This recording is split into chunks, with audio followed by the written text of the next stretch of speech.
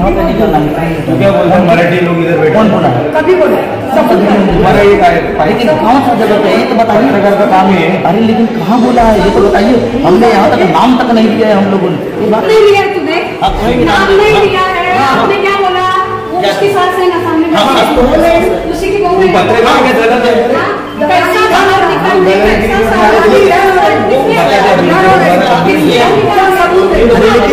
रात पोलीस मला व्यवस्थित घरात राहा, संसार करा. मी काढलं तेव्हा आली होती. रात्री तुम्ही मला एक सांगा, रात्रीचा तुमच्या बायकोला तुम्ही घरात बाहेर काढू शकते?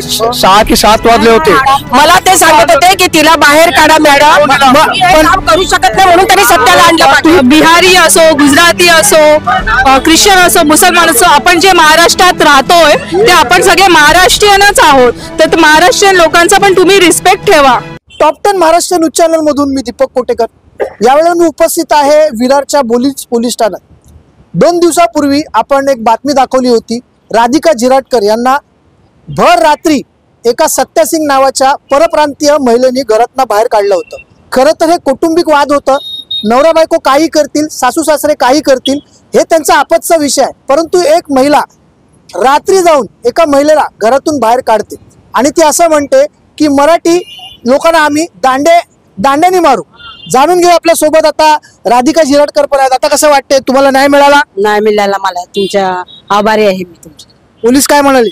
पोलीस म्हणाले व्यवस्थित घरात राहा, संसार करा.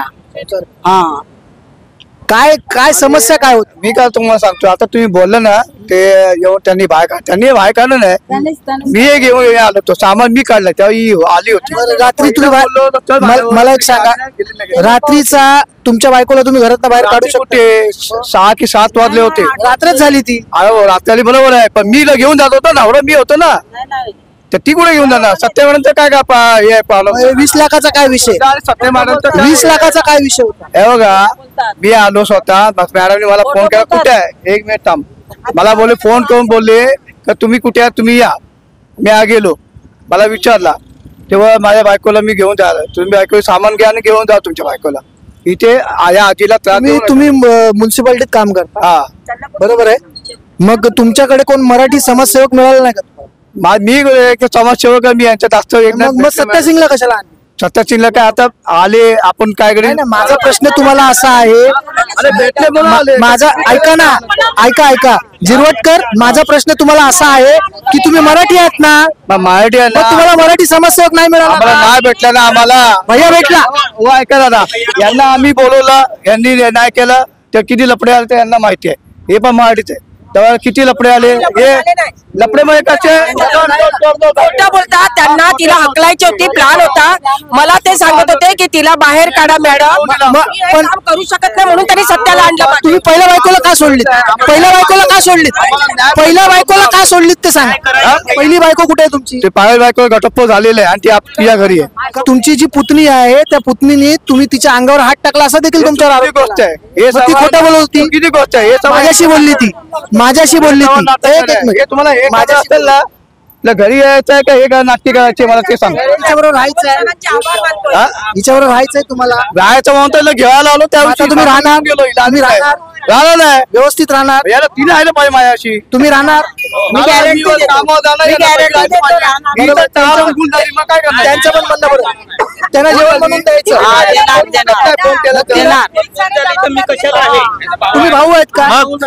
ती गुल होईल आणि मी रोज विरारला येतो तर मला एक कंप्लीट करून सांगायला पाहिजे ना. तुझी बहीण अशी खोटं बोलायचं नाही, खोटं बोलायचं. ठीक आहे. नवरा बायकोत भांडणं होतात. ठीक आहे. ओ जिरवटकर, ऐका तुमच्या बहिणीमध्ये आले की म्हणजे तुमच्या राहिली, तुम्ही उलटी सुलटी वार्ता केली ना, त्यापासून मी तुमच्या जास्त बोलत नाही. हे उलटी सुलटी वार्ता पण आता झाला, वाद मिटलाय. चूक करू नका. आम्ही ना चूक, यांनी चूक करू नका. याला म्हणजे चूक करू आम्ही नाही, आम्ही आहे ना, आम्ही बरोबर आहे. तर तुम्ही ते असं म्हणतात तुम्ही चूक करू नका.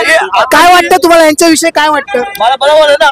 दोघांनी पण व्यवस्थित राहावं, संसार चांगला राहू दे, एवढंच आमच्या सगळ्यांचं. एवढ्याच्या महिला ज्या आल्या आहेत तिथे, त्या आम्ही त्यांच्या आमच्या ताईंसाठीच आलो आहोत की कोणाचा संसार मोडू नये, एवढंच आमचं म्हणणं आहे. आणि अजून एक आहे की आपण सगळे जे बिहारी असो, गुजराती असो, ख्रिश्चन असो, मुसलमान असो, आपण जे महाराष्ट्रात राहतोय ते आपण सगळे महाराष्ट्रीयनच आहोत.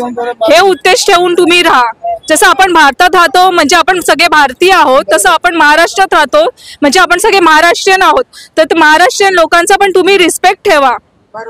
तुम्हाला इथे आपण इथे जॉबला आहोत, जे बाहेरून येतात इथे बिहार, युपी, गुजरात वरून जे येतात इथे महाराष्ट्रात, ते जॉबसाठी येतात, बरोबर आहे की नाही? इथे घर घेतात, मग ते पण महाराष्ट्रीयनच आहेत या महाराष्ट्रामधले.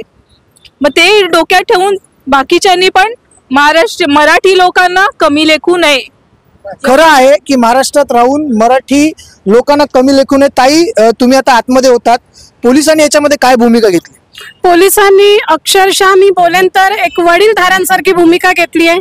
धन्यवाद करेन मी इथले सिनियर साहेबांची, ज्यांनी आज या महिलेला न्याय मिळवून दिलाय. कारण ज्यावेळी ती पहिल्यांदा आम्हाला भेटली, अक्षरशः फाटलेल्या कपड्यात आणि तिची जेवलेली नव्हती, उपाशी होती ती. रात्रीच्या सुमारास तिला बाहेर काढलं होतं आणि नाही जर एका बाईने तिला आसरा दिला असता आणि रात्री अपरात्री तिच्याबरोबर काय घटना झाली असती तर मग हायमारी केली असती. पण तुमच्याशी बोलत नाही मी. त्याच्यानंतर मग माझ्या कार्यालयात घेऊन आल्या त्या महिला. त्याच्यानंतर तिच्या भावाला आम्ही बोलवून घेतलं.